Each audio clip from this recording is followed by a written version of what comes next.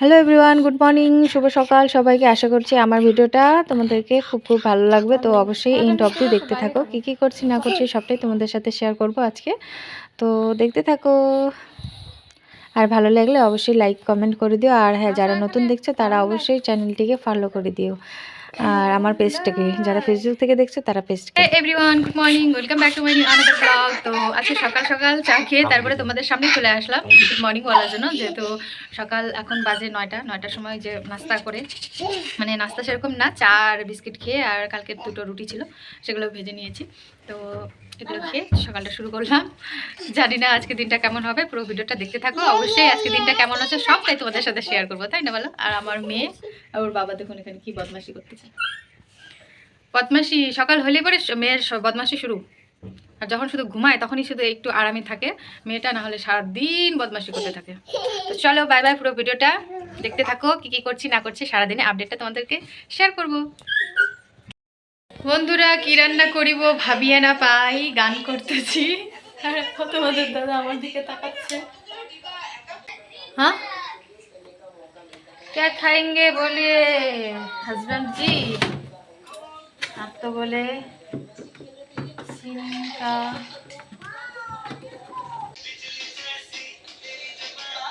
क्या करूं मैं, हाय रे हाय रे। कॉपीराइट আসবে রে বেটি আমার ভিডিওটাতে। তো চলো রান্নাঘরে চলে আসলাম। রান্নাঘরে এসে রান্না করতে হবে।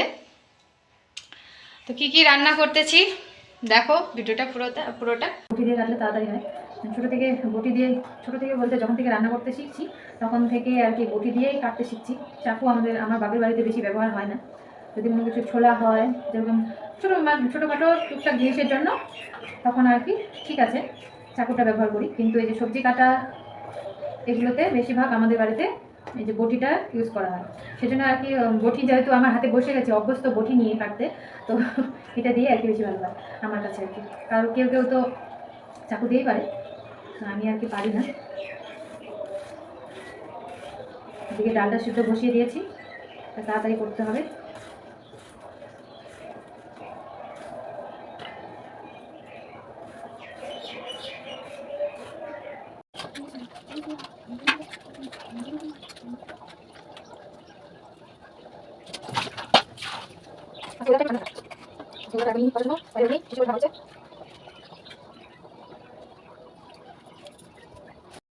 ডালটা সিদ্ধ করে রেখে দিয়েছি, আর এখানে টমেটো আর বেগুন সিদ্ধ করতেছি, আর এখানে ভাজা হচ্ছে। তো তোমাদের দাদা আজকে দেরি হয়ে যাওয়ার কারণে তোমাদের দাদা আজকে না খেয়ে ডিউটি চলে গেল, আবার কিছুক্ষণ পরে আসবে বলে। এই যে বন্ধুরা, এখানে ডাল আর হচ্ছে বেগুন আর টমেটো পোড়া মাখা, আর এখানে হচ্ছে আলু আর শিম ভাজা। তো চলো ঝটাফট খাওয়া দাওয়া করে নিই। যে এখানে রান্না করার পর তারপরে সব মেয়েকে আগে খাইয়ে তারপর আমরা খেতে বসেছি দুইজন। কি দেখবে তুমি? এই যে তোমার বাবা আর আমি খাচ্ছি, তুমি খেয়ে নিয়েছো। আজকে বন্ধুরা খেতে আর রান্না করতে অনেক টাইম হয়ে গেছে। মেয়ের 12টা প্রায় বাজছে, 11:15 বেজে গিয়েছিল। তো তাড়াতাড়ি করে স্কুলে যাচ্ছি। স্কুলে এসে দেখি একটাও বাচ্চা নেই, মেম আছে শুধু। তো মেম বাচ্চাগুলোকে ডাকতে গেছিলো। এখানকার বাচ্চাগুলো বেশি স্কুলে আসেই না বলতে গেলে। তো বাই বাই, আজকে ভিডিওটা